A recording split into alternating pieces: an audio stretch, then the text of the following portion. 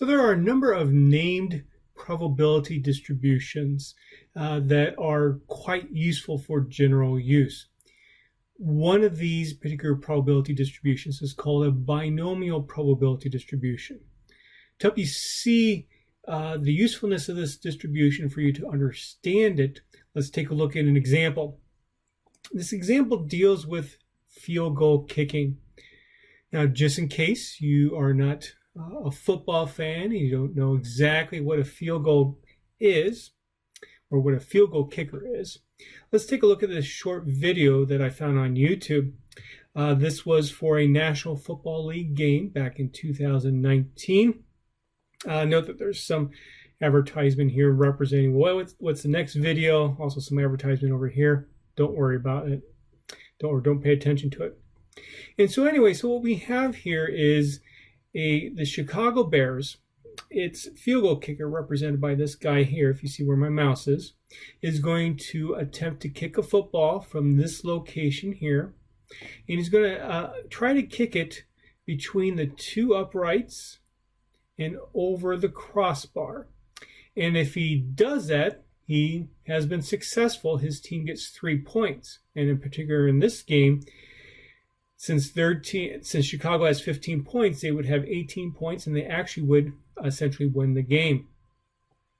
If he kicks the ball, let's say over here, or maybe it comes up short, he is not successful. He has failed, and his team does not get any points. So if you are a Chicago Bears fan, I recommend that you turn away from the video for the next few seconds because you may not want to relive this experience.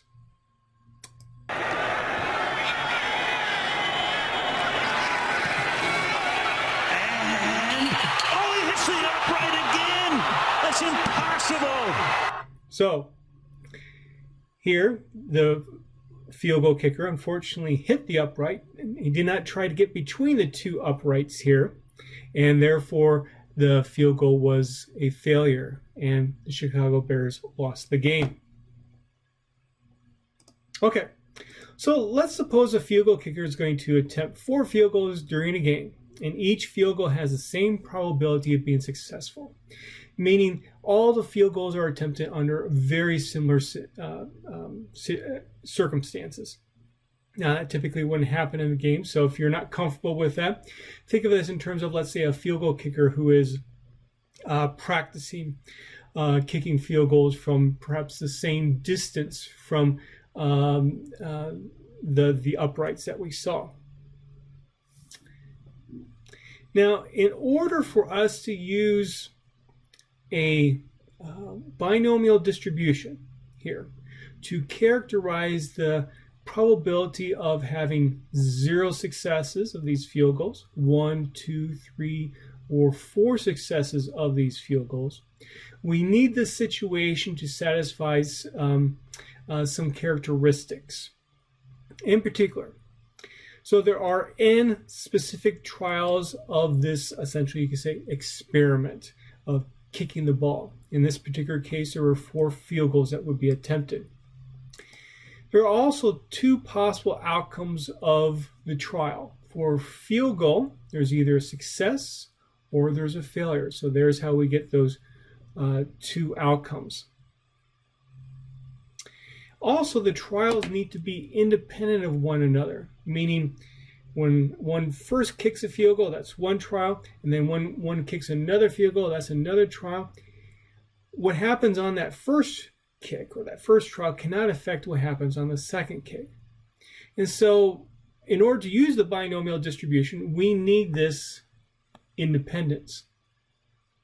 And if you're a football fan, you're probably realizing right now, that's somewhat questionable if indeed this independence is being satisfied. You may think, for example, that maybe a field goal kicker misses a particular kick, and when that's going to affect his psyche then when trying to do a subsequent kick. And so that is perhaps a little bit questionable, but then again, with field goal kickers, let's say maybe in the National Football League, they should be all professionals and they shouldn't let what happens previously affect what happens for future kicks.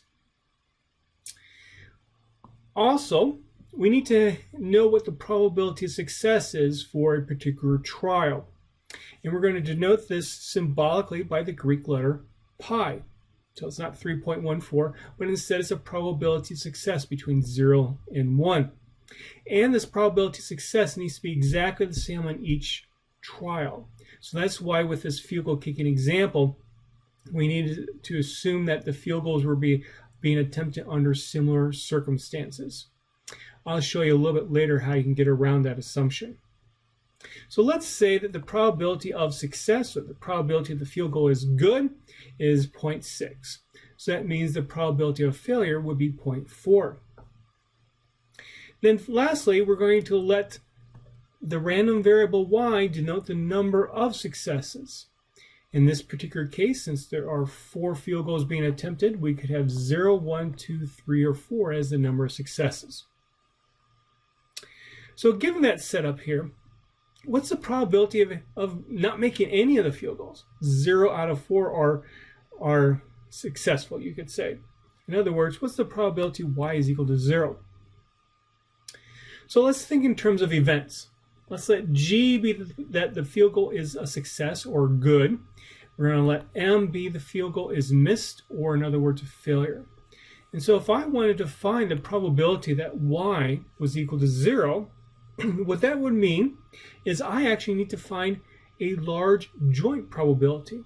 The probability the first is miss, intersect with the second is miss, intersect with the third is miss, and intersect with the fourth is missed.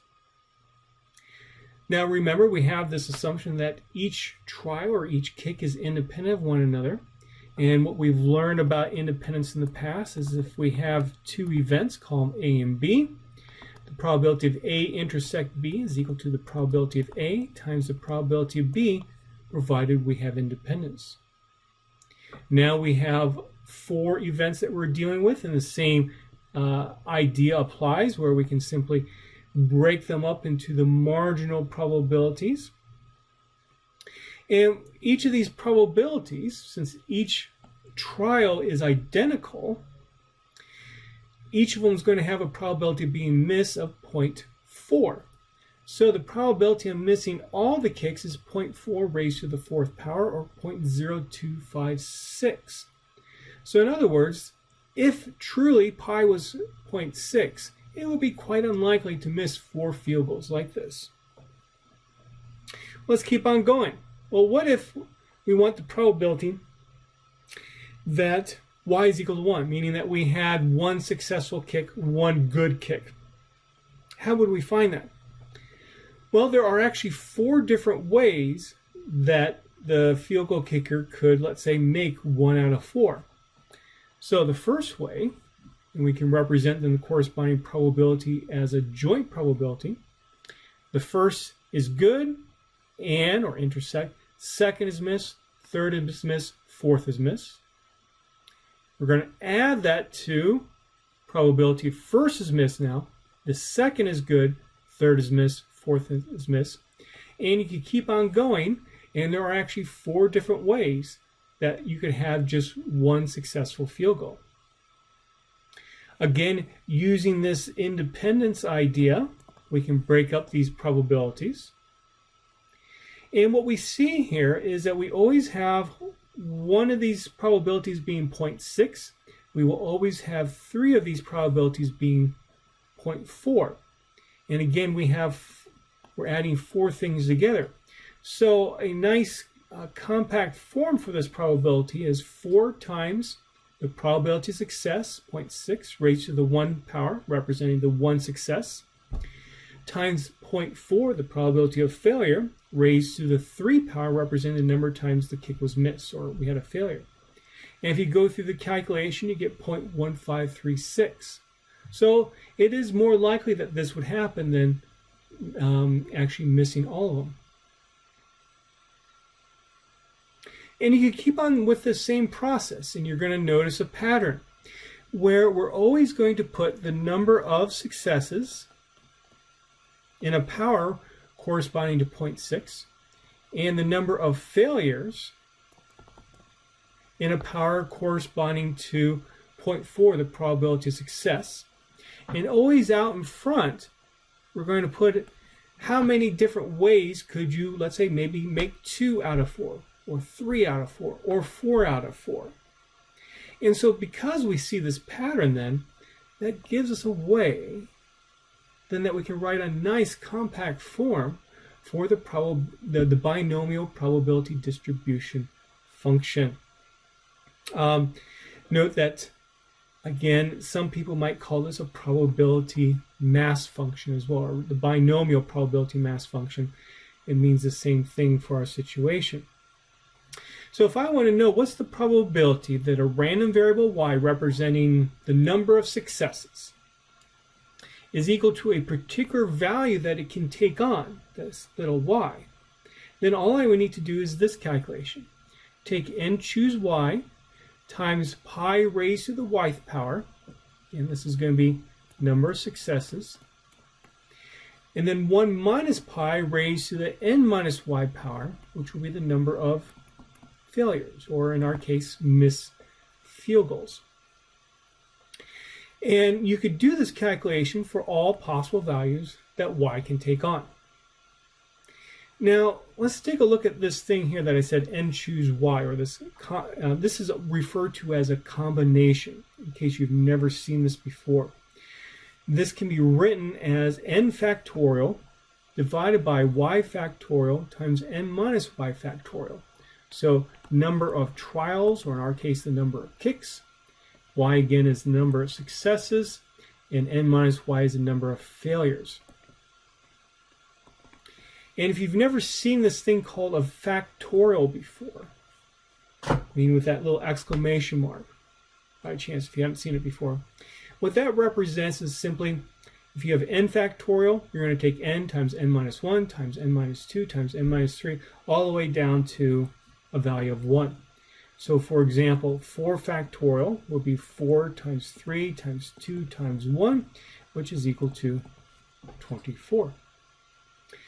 Now, if you need a little bit more help with these things called combinations, at the end of my notes here, I have a few pages of notes regarding an introduction to what these combinations represent. Now, in this probability distribution, pi is actually a population parameter. So pi, in our case, represents the probability of success. And in order to actually calculate corresponding probabilities for this probability distribution, we need to know what that is. In later sections, we will look at how to actually estimate it or make inferences about it. Now, to do the calculation here, well, obviously it's not very difficult when n is equal to 4, but when n is larger, it can be a little bit more difficult. There is a function r called d-binom, distribution binomial, that can be used to find these probabilities. Now, before we get to an example to use it, let's take a look at page 5 and look at a special case of a binomial distribution. Let's say you just had one trial overall. Then what happens then is that this combination part ends up becoming 1. And so what you're left with then is this: pi raised to the y power times 1 minus pi raised to the 1 minus y power. And so, and of course then y can only be 0 or 1.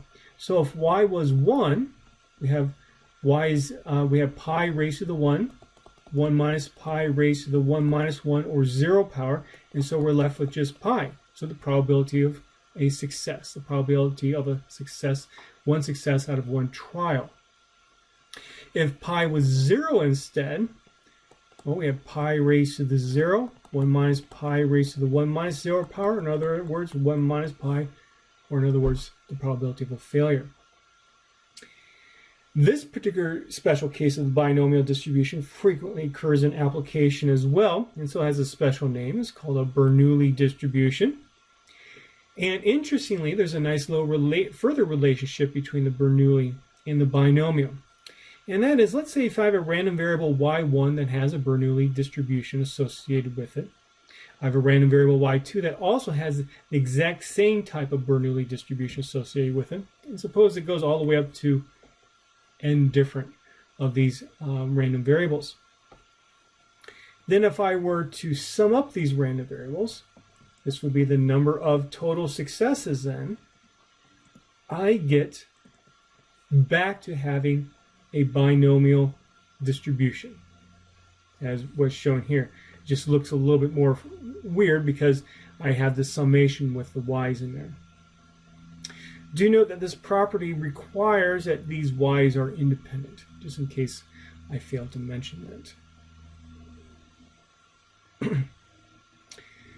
So also, very frequently you will hear when I use the word trial to represent, for example, one of these field goal kicks that are done, people often refer to that as a Bernoulli trial. Okay, so now let's get to an R example here. So this is on page 6. Let me jump on over here to 10. Let's say I have a situation again where I have these 4 trials for these field goals. Probability of success on each trial is 0.6, and I'm interested in what's the probability of having 2 out of 4 successes. I can use the d binomial function to find that. The first argument is x, which in R's terminology or our syntax will represent the number of successes. There's a size argument, which corresponds to what we use for n, and then prob corresponds to pi. Now, how did I know what these arguments were? Well, again, you can look it up in the corresponding help. And so let me go ahead and run that code. And we get 0.3456, which actually matches what I had in the table. Here I want to also mention something else. So I mentioned here that, well, you could just look it up in the help. I might not have actually mentioned before, although I think it's in the actual written notes, that another way to look up a help corresponding to a function is to type help, parentheses, the function name, and parentheses. If I do that, oops, I didn't spell this right. And if I do that, then I get to the corresponding help for that function. So we see d binomial here. It gives the arguments that are needed. And you can come down here and see, for example, p, a set of probabilities. In this case, we only use one probability. Okay, in terms of the probability of success.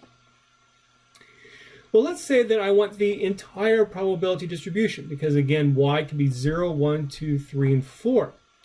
And to do this, then, I can take advantage of the property that many R functions have, and that is it can work on vectors of information. So it can apply itself to multiple times if you have, let's say, the value 0, the value of 1, the value all the way up to 4 combined together. And so if I type d binomial, x equal 0 colon 4, and everything else remains the same, here now I get all the probabilities that I need. Well, let's put this all together in a nice data frame. So as we've seen before, data.frame gives us a data frame. At least that's one way that it can be done. We're going to have the first variable value is going to be y, 0 to 4. The next variable is going to be prob.y, for the lack of a better name, and that's going to give me all the probabilities that I need. And so if I put that there, run it, now I have a nice display of my probability distribution. And lastly, we can also do a plot of the probability distribution too. And this is located on page 7. Let's look at the actual plot first. There we go. And I'll explain how we get it. Let me make this a little bit smaller.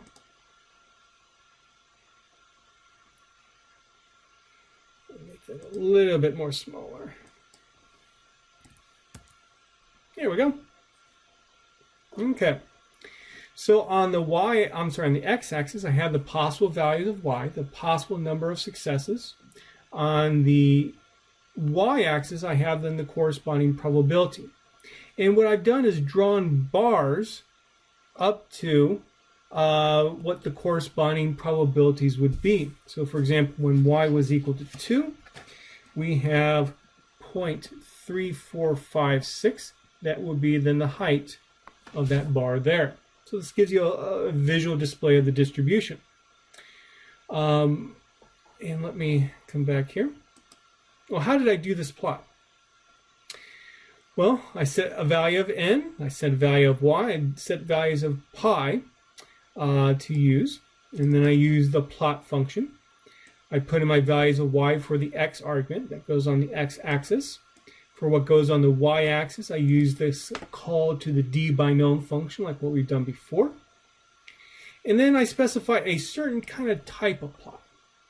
Type equal h corresponds to that you want to draw a line from the x-axis, the bottom of the x-axis, up to what the value of y is. So in other words, height. X-axis label, y-axis label. I also put a title on the plot. I make it a little bit more fancy here, where instead of just saying the plot, instead of actually typing out the plot of the binomial distribution for n equal 4, pi equal 0.6. Instead, I purposely do it a little bit different way to show you how you could do this to be more general. And what I try to do is I try to paste together this quotation with the actual value of n that I've already set, another quotation, and then the actual value of pi that I've actually set too. There are also ways that you could actually get the Greek letter of pi actually represented in the plot. And if you're interested in knowing more about that, please ask.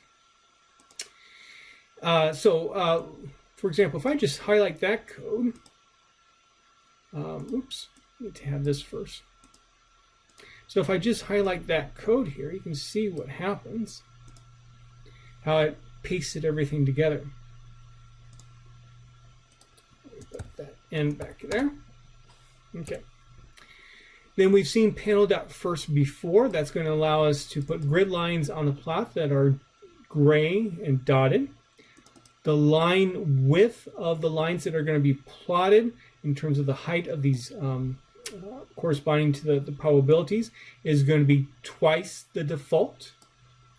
The color of the bars are going to be red, and I'm going to control the y-axis limits using the maximum possible value of these probabilities. And then lastly, I'm also going to put a horizontal line at 0 on the plot. AB line allows me to do that. If I had V equal some number there, that will allow me to do a vertical line across the whole plot. So let me go ahead and execute that code. Of course, it opens up in a different monitor window, and here's our corresponding plot. Okay, so that takes us to page 8 then.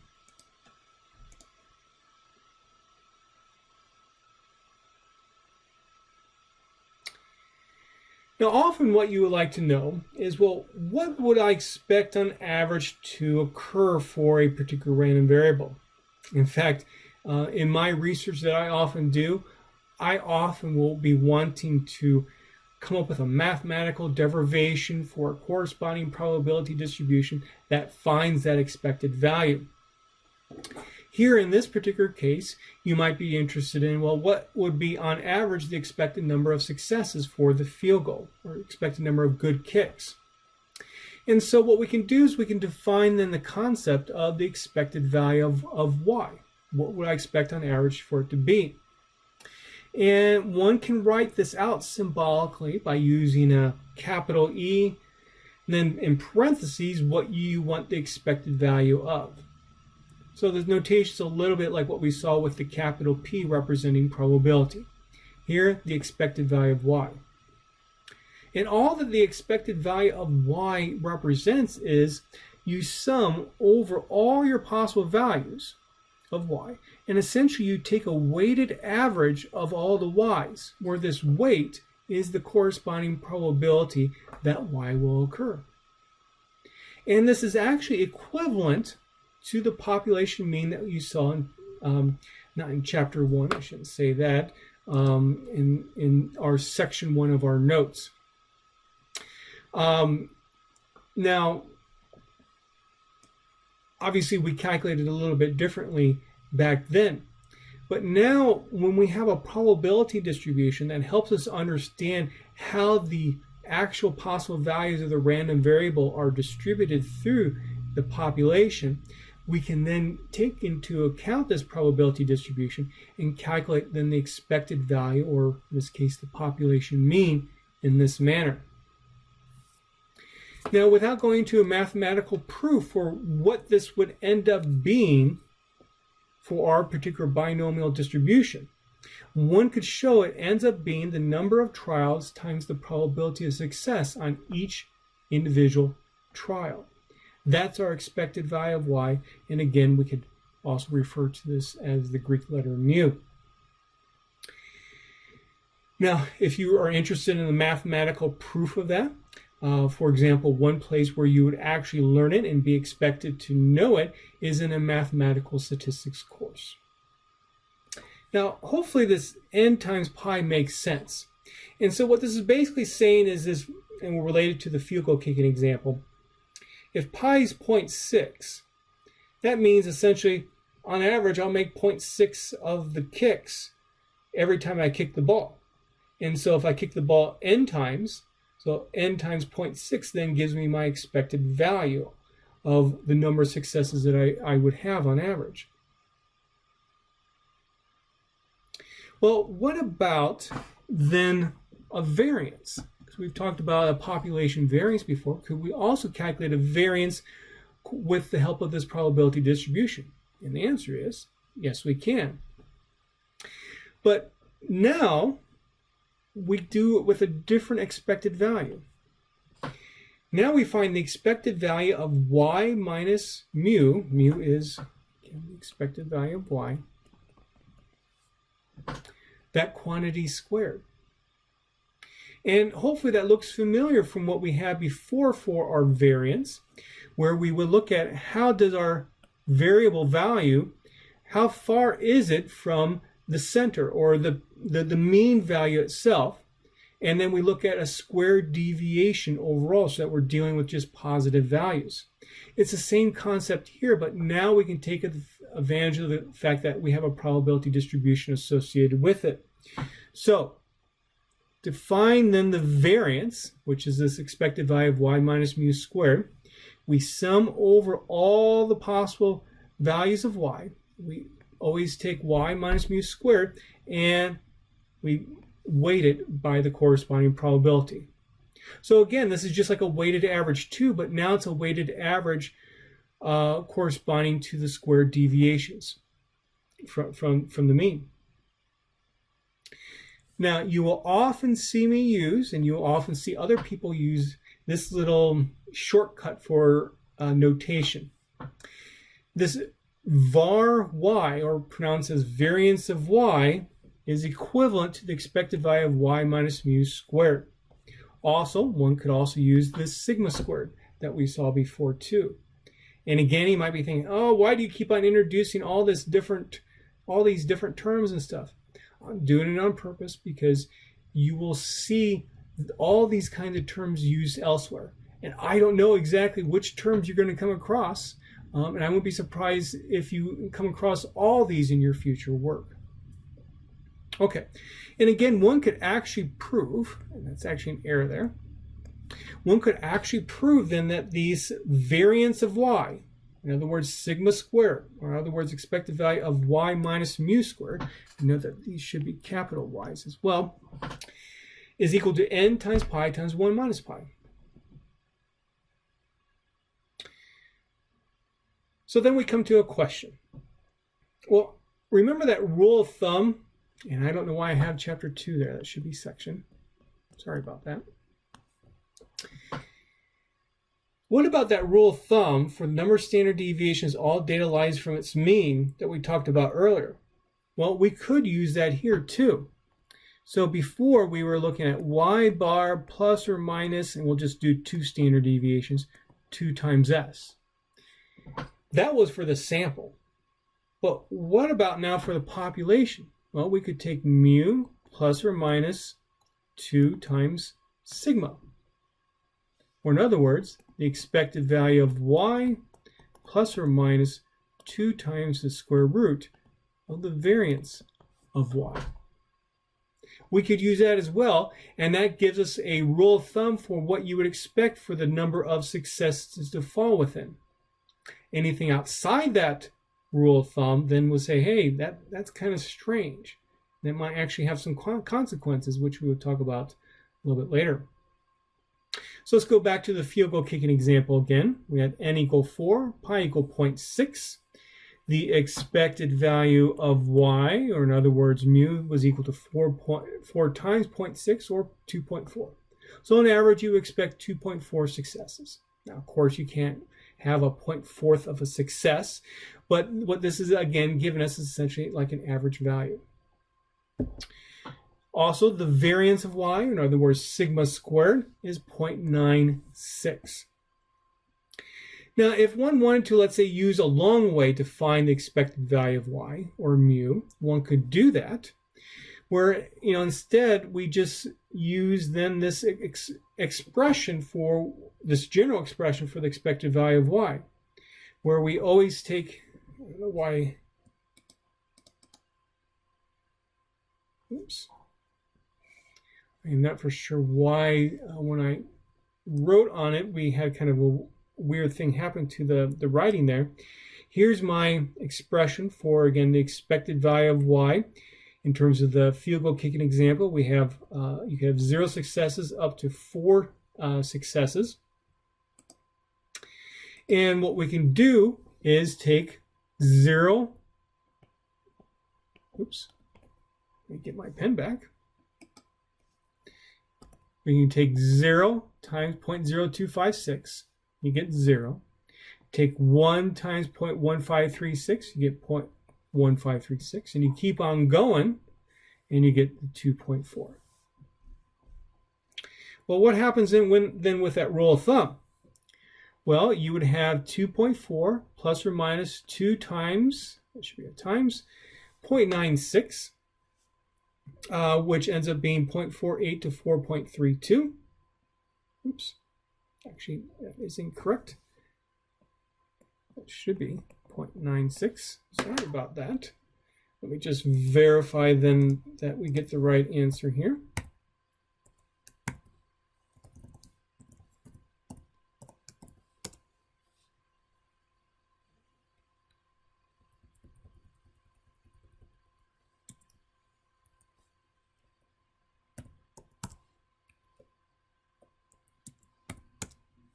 Okay, so the bottom bound would actually be 0.44.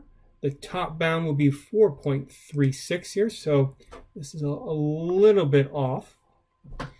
And so what that is saying, it gives you a range for where you would expect all the probabilities, of all the number of successful place kicks or field goals to be within. And so notice that 0, which is a possible value, is not within that range. And based upon the probability that of y being equal to 0 being small, and also the fact that it's outside this range, if let's say a field goal kicker made only 0 out of 4 kicks during a game,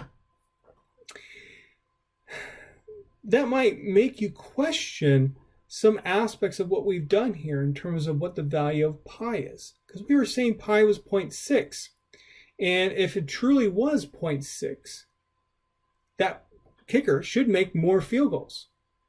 And so because of that, if we actually observe y equals 0, that again might make you question, is pi equal to 0.6 correct? Now, we will use that same kind of logic later on in this course when we do inferences about pi. So stay tuned for that, but I wanted to at least first introduce you to that concept here, that we observe an unlikely value, and that might make you go back and question, in this case, what that corresponding pi or that parameter value is. Now let's actually take a look at a number of plots for the binomial distribution so you get a better idea of what it looks like, because we've only talked about one small case where n is equal to 4. And so that takes us then to page 11. And so I have this program that I would like you to investigate further on your own. that draws plots for you based upon what you choose for n, what you choose for pi. Let me go to the plot. And that's strange. Now my plot's not being displayed in my notes here. I apologize. Let's actually go ahead and create some plots then.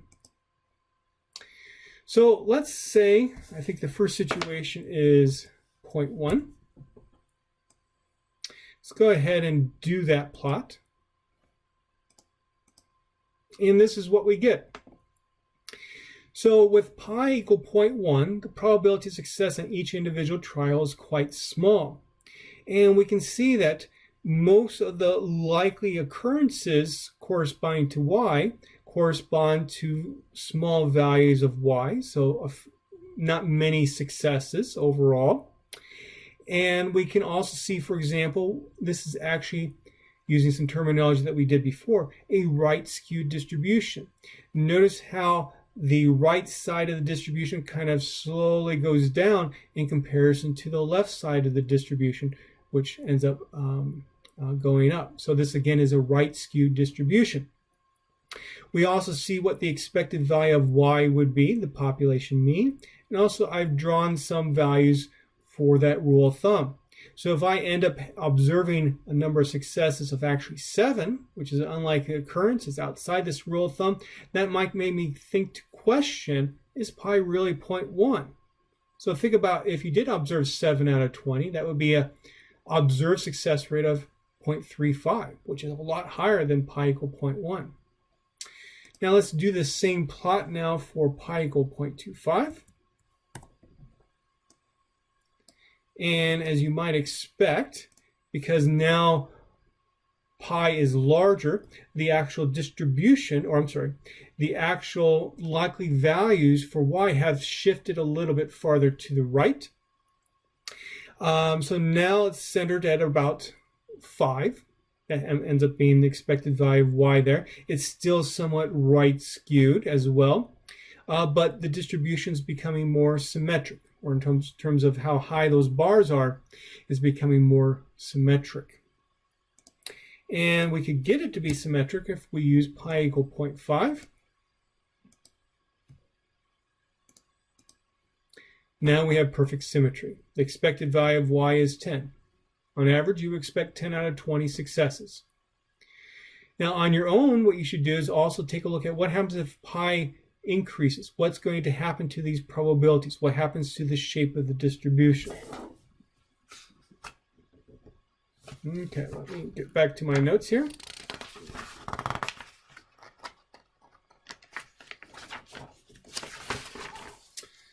Okay, so that takes us to page 13.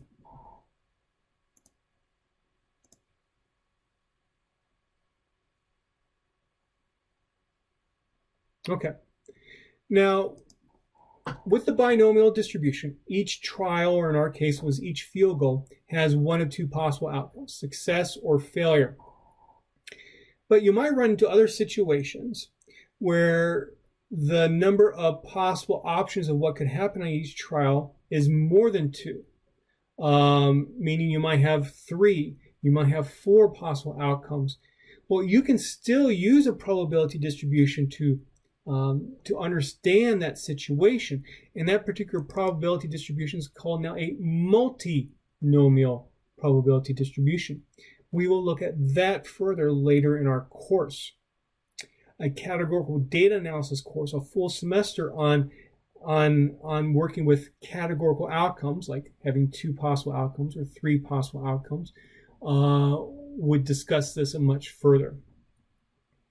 Now, as I mentioned, one limitation of the binomial distribution is that pi remains constant for each trial, meaning each of these field goals had to be attempted under similar circumstances. But what happens if we can't get around that?